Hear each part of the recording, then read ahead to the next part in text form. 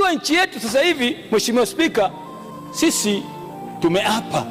Mimi sikuapa kuilinda katiba ya kafu, sikuapa hivyo, na wala sikuapa, na wala mtu wa CCM hajaapa kuilinda katiba ya CCM, hatukuapa hivyo.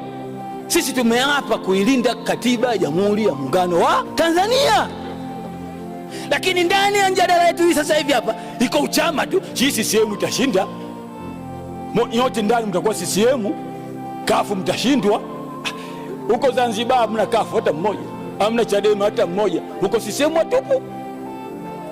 Kinachofanyika kitu haya, mwakani muwe nyinyi wote CCM bunge lenu, mtashinda, tutashinda, muwe nyote CCM watupu, sisi wengine tusiwepo ndani.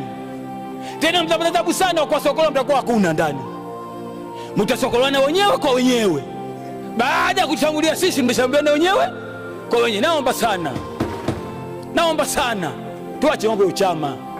CCM imeundwa, imeanza kuundwa Tanzania afu ndo CCM, imeanza kuundwa Tanzania afu ndo kafu. Naomba sana Mheshimiwa Spika, tuache mambo ya uchama. Wangapi walikuwepo mwako wapi sasa? Wangapi? Tunaomba usalama wa nchi yetu, amani ya nchi yetu, na amani haipatikani bila haki. Amani haipatikani bila haki.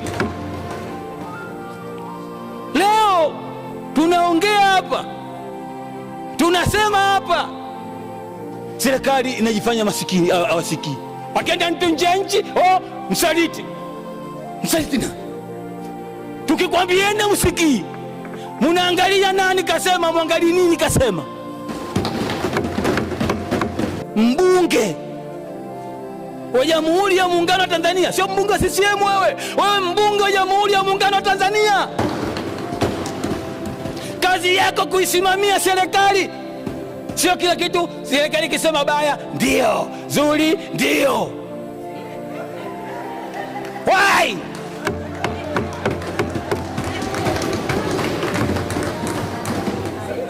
Wabunge mmekuwa sasa hivi kama mbumbumbu.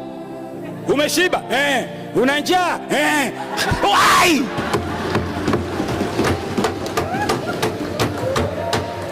Unachokisimamia ukijui. Jamani, wabunge wote wa CCM mmepigwa ganzi. Hakuna hata taarifa. Taarifa ipo, taarifa.